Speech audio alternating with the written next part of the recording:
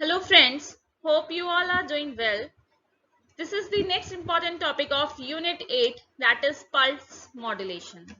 In today's class, I am going to discuss about types of pulse modulation, then sampling theorem, then generation and detection of pulse amplitude modulation and aliasing. So let's start with pulse modulation. Pulse modulation. Pulse modulation क्या है? ठीक है, pulse modulation transmit करने की एक technique है, signal को transmit करने की एक टेक्निक है। ठीक है, अब क्या टेक्निक है? जो सिग्नल होता है लाइक दिस, इस तरीके का जो सिग्नल है उसको पल्सेस के फॉर्म में डिवाइड कर देते हैं। ठीक है, अब जो पल्सेस होती हैं वो किस पे बेस्ड होती हैं? ये डिपेंड करता है कि किस टाइप का पल्स मॉड्यूलेशन हम यूज कर रहे हैं। ठीक है, कितने टाइप्स का है? 3 टाइप्स का पल्स मॉड्यूलेशन होता है। Pulse amplitude modulation, pulse width modulation and pulse position modulation. ठीक है, तो फर्स्ट वन है पल्स एम्पलीट्यूड मॉड्यूलेशन, जिसमें जो पल्सेस जनरेट होती हैं वो सिग्नल के एम्पलीट्यूड के अकॉर्डिंग जनरेट होती हैं लाइक दिस। ठीक है, पल्स विड्थ मॉड्यूलेशन में सिग्नल का एम्पलीट्यूड होता है उससे पल्सेस की विड्थ मॉड्यूलेट होती है। ठीक है, एम्पलीट्यूड ज्यादा होता है तो विड्थ ज्यादा होगी पल्स की। विड्थ का मतलब है जो ये है W। ठीक है, तो इसकी विड्थ ज्यादा होगी। अगर एम्पलीट्यूड ज्यादा होगा और एम्पलीट्यूड कम होगा तो ये विड्थ कम होगी। ठीक है, पल्स पोजीशन, तो पल्स की जो पोजीशन है वो डिपेंड करती है सिग्नल के एम्पलीट्यूड पर। ठीक है, तो इन बेसिस पे जो पल्स मॉड्यूलेशन है वो थ्री टाइप्स का हो गया। Pulse amplitude modulation, pulse width modulation and pulse position modulation. ठीक है, अब ये जो पल्सेस जनरेट होती हैं वो एक्चुअल में क्या होती हैं? क्या है ये पल्सेस? ठीक है, तो ये पल्सेस क्या है? इस सिग्नल का सैंपल है। सैंपल किसे कहते हैं?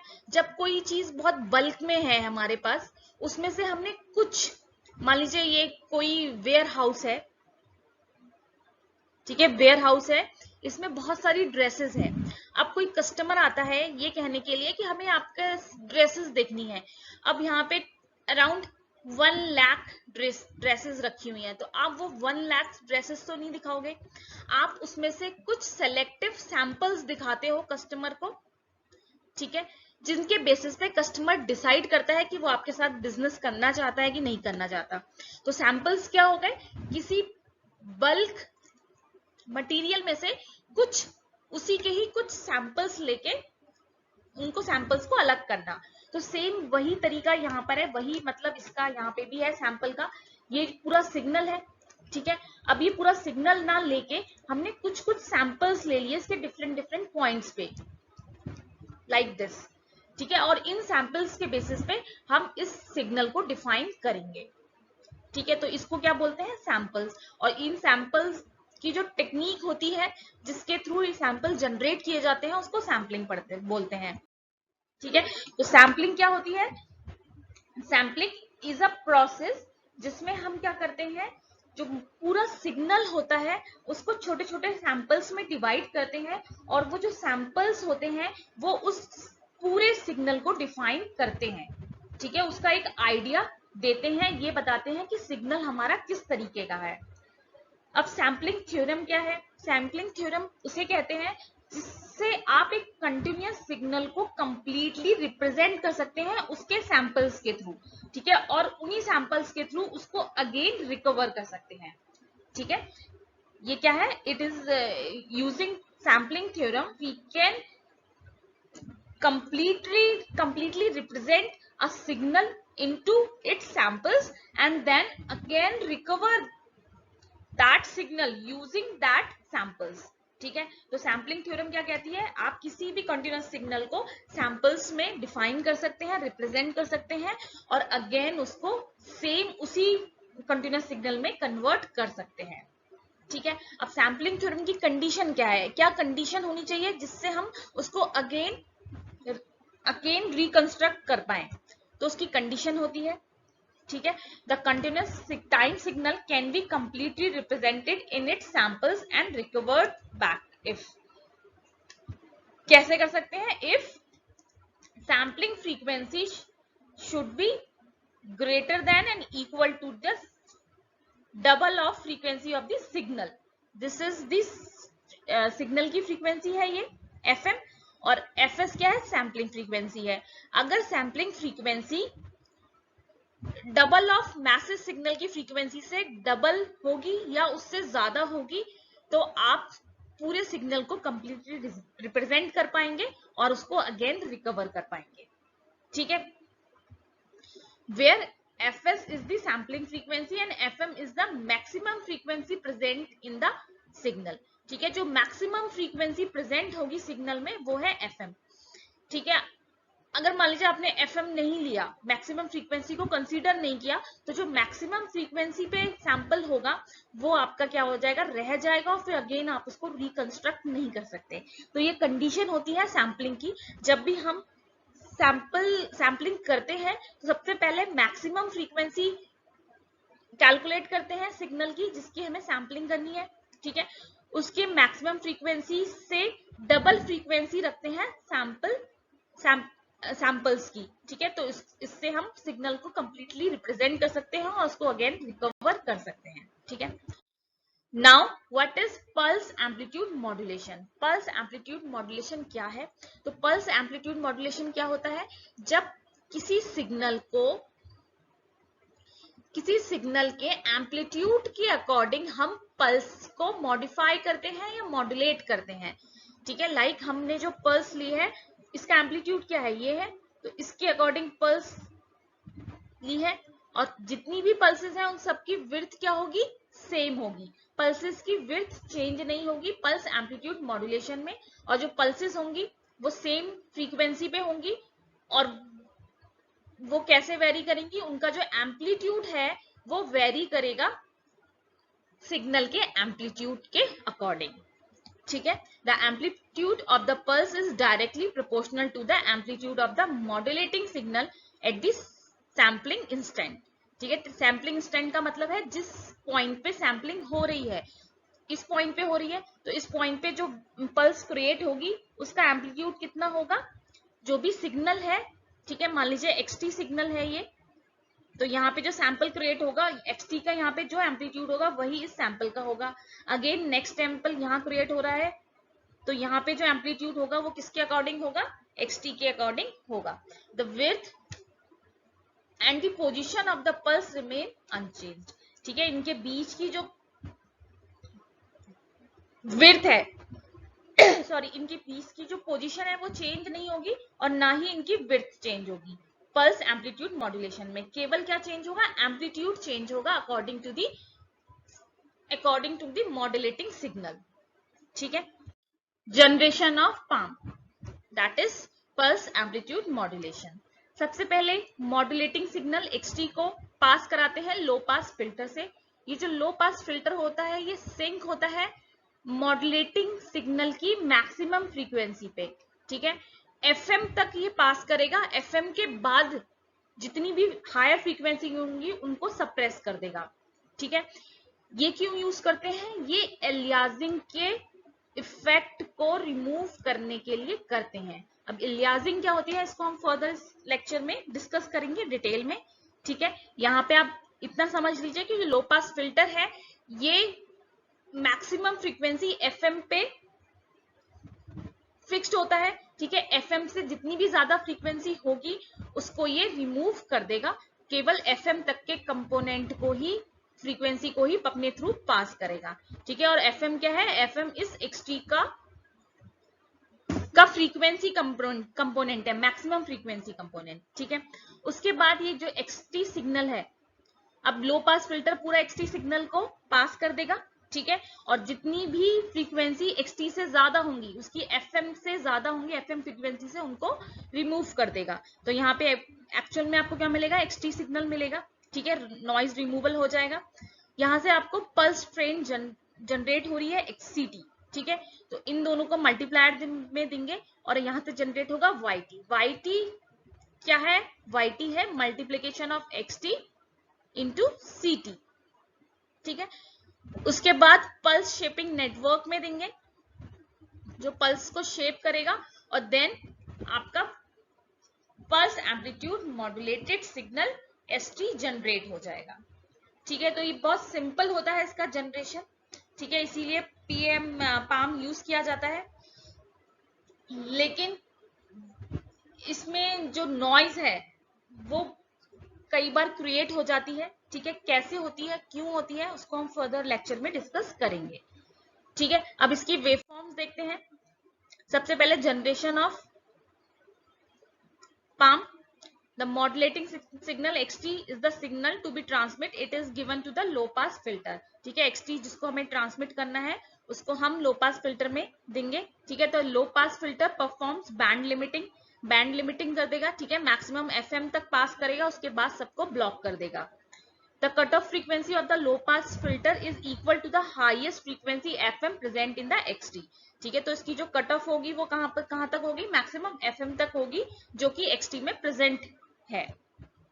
The low pass filter avoids aliasing. ठीक है, लो पास फिल्टर क्या करता है, aliasing को अवॉइड करता है। वो कैसे करता है उसको हम further discuss. Now these are the waveforms of PAM। ठीक है, पल्स एम्पलीट्यूड मॉड्यूलेशन की ये वेवफॉर्म्स है। First one is the modulating signal XT, second one is the pulse train CT। ठीक है, ये जो पल्स ट्रेन है इसका एम्पलीट्यूड सबका सारी पल्सेस का 1 1 1 1 1 है। जब इसको हम XT के साथ मल्टीप्लाई करेंगे तो XT multiply by 1 equals to क्या आ जाएगा, XT। तो जो वैल्यू है XT का, जो एम्पलीट्यूड है XT का, वो XT ही रहेगा जब हम मल्टीप्लाई करेंगे। अब यहाँ पर जहां पर ये फ्रीक्वेंसी यहाँ पे 0 है एम्पलीट्यूड की वैल्यू। ठीक है, ये 1 0 1 0 इस तरीके से यहाँ पे 0 है इस ड्यूरेशन में। तो जिस ड्यूरेशन में 0 है उस ड्यूरेशन में जब आप XT को 0 से मल्टीप्लाई करेंगे तो क्या आएगा, 0 आएगा। ठीक है, तो आपको किस तरीके से मिलेगा, आपको जो पल्सेस मिलेंगी वो लाइक दिस मिलेंगी। जिसमें ये 1 है उसमें तो ये XT के अकॉर्डिंग वेरी कर रहा है। उसके बाद जब ये CT 0 है तो ये वैल्यू 0 हो जाएगी। ठीक है, अगेन जब 1 होगी तो फिर अकॉर्डिंग टू XT मिलेगा आपको, फिर ये 0 हो जाएगा, फिर ये XT के अकॉर्डिंग मिलेगा एम्पलीट्यूड लाइक दिस। ठीक है, लाइक दिस। तो ये आपका हो जाएगा palm signal, pulse amplitude modulated signal.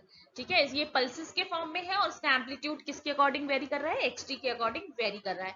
तो यहाँ पे हमने सिंपल क्या किया है, मल्टीप्लीकेशन किया है। अब YT के नीचे यहाँ पे ST दिया हुआ है। ठीक है, ये ST कहां से मिलता है, जब हम पल्स शेपिंग फिल्टर लगाते हैं। ठीक है, आपने अभी पीछे डायग्राम में देखा था पल्स शेपिंग फिल्टर लगाया था। ठीक है, पल्स शेपिंग फिल्टर क्या करता है, उसमें एक्चुअल में क्या होता है, सैंपल एंड होल्ड फिल्टर होता, सैंपल और होल्ड सर्किट होता है, जो इस पल्स को जहां से ये इनिशिएट होती है वहां पर क्या करता है, होल्ड कर लेता है और तब तक होल्ड करता है जब तक ये 0 ना हो जाए। तो ये जो पल्सेस है वो फ्लैट हेड की फिर प्रोड्यूस होती है लाइक दिस। इससे पहले जो पल्सेस का हेड था वो वेरी कर रहा था एम्पलीट्यूड के अकॉर्डिंग, लेकिन अब क्या है, जो उसका फर्स्ट पॉइंट है वो एम्पलीट्यूड के अकॉर्डिंग है, उसके बाद जो उसकी फर्दर विड्थ है वो फ्लैट है लाइक दिस। ये है फ्लैट हेड। तो ये हमें मिलता है आफ्टर पल्स शेपिंग फिल्टर। ठीक है, पल्स शेपिंग फिल्टर के बाद हमें ST सिग्नल मिलता है और इसको हम ओरिजिनल पाम सिग्नल बोलते हैं, क्योंकि इसको रिकंस्ट्रक्ट करना बहुत इजी होता है। तो हम नॉर्मली प्रैक्टिकली जो यूज करते हैं वो सैंपल और होल्ड सर्किट यूज करते हैं और फ्लैट हेड पल्सेस यूज करते हैं, जिससे उन्हें रिकंस्ट्रक्ट करना इजी होता है। ठीक है, तो ये हो गया हमारा overall generation of palm signal. ये वर्किंग है पूरी कि कैसे कैसे उसमें जाता है, XT सिग्नल जाता है, देन पल्स में मल्टीप्लिकेशन होता है और प्रोड्यूस होता है पाम सिग्नल YT, देन उसको पल्स शेपिंग फिल्टर में यूज करते हैं और हमें फ्लैट टॉप पल्सेस मिल जाती हैं। ठीक है, और वही हमारी रिक्वायरमेंट है एक पल्स पाम सिग्नल को जनरेट करने की। ठीक है, नाउ अब एलियासिंग क्या है, अभी हमने पढ़ा था कि जो हम लो पास फिल्टर यूज करते हैं पाम को जनरेट करने के लिए उसकी इनिशियल स्टेज पे, वो रिमूव करता है एलियासिंग। तो एलियासिंग क्या होता है, एलियासिंग कई बार क्या होता है, किसी एक स्मॉल फ्रीक्वेंसी पे, मान लीजिए इस फ्रीक्वेंसी पे एक लार्ज फ्रीक्वेंसी सिग्नल आ गया, कंपोनेंट आ गया जिसकी फ्रीक्वेंसी बहुत ज्यादा है, तो क्या होता है, वो रिप्लेस कर देता है ओरिजिनल सिग्नल को, और जिसकी वजह से डिस्टॉर्शन आ जाता है रिसीवर साइड में। ठीक है, तो उस तरीके का हाई फ्रीक्वेंसी कंपोनेंट ना आए, high frequency component original signal की फ्रीक्वेंसी को रिप्लेस ना कर ले, इसलिए लो पास फिल्टर को यूज करते हैं, जिसकी फ्रीक्वेंसी सेट कर देते हैं एफएम पे। ठीक है, इससे आगे की जितनी भी फ्रीक्वेंसी है वो इसको क्या करता है, ब्लॉक कर देता है। ठीक है, तो एक तरीके की नॉइज होती है aliasing. It is the effect in which overlapping of a frequency components takes place at frequency higher than the Nyquist rate. ठीक है, तो ये क्या होता है, हायर फ्रीक्वेंसी कंपोनेंट आ जाता है जिसकी फ्रीक्वेंसी ज्यादा होती है नाइक्विस्ट रेट से। ठीक है, सिग्नल लॉस में occur due to aliasing effect, और इसकी वजह से सिग्नल लॉस आ जाता है। ठीक है, we can say that aliasing is a phenomena in which a high frequency component in the frequency spectrum of a signal takes identity of a lower frequency component in the same spectrum of the sampled signal.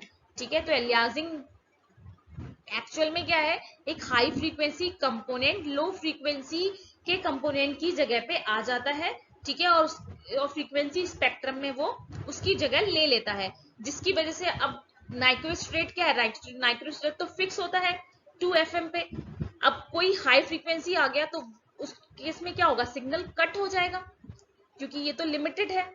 अगर इससे भी high frequency component है तो वो क्या कर देगा, filter उसे कट कर देगा। जब हम रिसीवर साइड पे उसको अगेन रिकंस्ट्रक्ट करेंगे तो उससे क्या होगा, डिस्टॉर्शन आ जाएगा, और यही होता है एलियासिंग, जिसमें क्या होता है कि low frequency component high frequency से रिप्लेस हो जाता है। ठीक है, अब इस इफेक्ट को रिड्यूस कैसे कर सकते हैं, तो इसको रिड्यूस करने के लिए हम pre aliasing filter must be used to limit band of frequency of the FM hertz.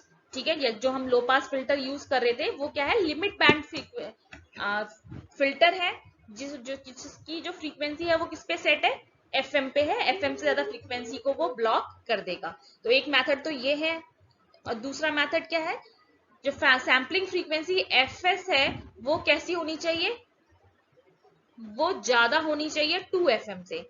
ठीक है, जो सिग्नल XT है उसके मैक्सिमम फ्रीक्वेंसी के डबल से ज्यादा होनी चाहिए सैम्पलिंग फ्रीक्वेंसी, तो हम एलियासिंग के इफेक्ट को रिड्यूस कर सकते हैं। ठीक है, तो ये हो गया हमारा एलियासिंग।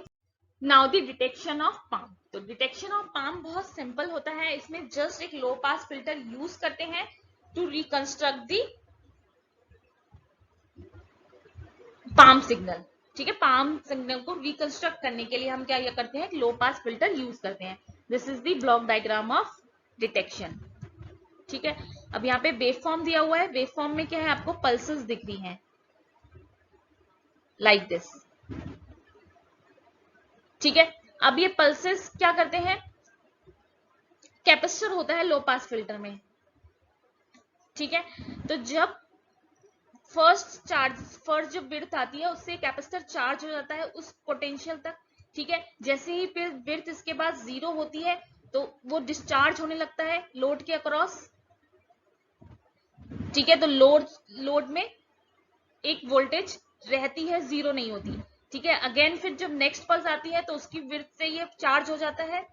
ठीक है, और जैसे ही वो 0 होती है वो फिर से डिस्चार्ज होने लगता है लोड के अकॉर्डिंग। तो उस तरीके से इसकी जो वैल्यूज है वो लाइक दिस होने लगती है कैपेसिटर की वजह से, उसकी चार्जिंग और डिस्चार्जिंग की वजह से। ठीक है, तो हमें एग्जैक्टली सेम सिग्नल नहीं पर अप्रोक्सीमेटली जो XT सिग्नल है वो मिल जाता है। ठीक है, उसको हम फर्दर और स्मूथनिंग सर्किट यूज करते हैं उसको स्मूथ करने के लिए, अगेन ओरिजिनल सिग्नल को कंस्ट्रक्ट करने के लिए। तो अप्रोक्सीमेटली हमें XT मिल जाता है यूजिंग लो पास फिल्टर। ठीक है, तो इसका डिटेक्शन और जनरेशन दोनों ही इजी होता है। Now the limitation of pulse amplitude modulation, क्या क्या लिमिटेशंस हैं, तो generation and demodulation are simple process, however PAM produce the amplitude variation. ठीक है, तो जो पाम का जनरेशन और डीमॉड्यूलेशन होता है वो बहुत सिंपल होता है। लेकिन क्या होता है इसमें एम्पलीट्यूड वेरिएशन हो जाता है। जैसे कि आपने डिटेक्शन में देखा कि आपको एग्जैक्टली वही एम्पलीट्यूड नहीं मिल रहा है, अप्रोक्सीमेटली सेम मिल रहा है लेकिन एग्जैक्ट वही एम्पलीट्यूड नहीं मिल रहा है। ठीक है, we know that noise effect the amplitude of the waveform does like amplitude modulation. Pulse amplitude modulation is also less immune to noise. ठीक है, अब जैसे कि हमें पता है जो नॉइज आती है वो हमेशा एम्पलीट्यूड में ही आती है। एम्पलीट्यूड यानी कि जो वोल्टेज है वही अप डाउन फ्लैक्चुएट होता है, उसी को ही हम नॉइज बोलते हैं, और वो किस में आती है, एम्पलीट्यूड में आती है। और दो जो सिग्नल होते हैं एम्पलीट्यूड मॉड्यूलेशन और पल्स एम्पलीट्यूड मॉड्यूलेशन, ये दोनों ही लेस इम्यून होते हैं नॉइज से। ठीक है, तो नॉइज इसमें आती है। PAM waveform has pulses with varying amplitude. ठीक है, ऐसी पल्सेस होती हैं जिनके एम्पलीट्यूड वेरी होते हैं and therefore pulse power required to transmit them is not constant. अब हर पल्स का जो एम्पलीट्यूड है वो डिफरेंट होता है। ठीक है, तो हर पल्स को ट्रांसमिट करने के लिए पावर डिफरेंट होगी क्योंकि v स्क्वायर होता है।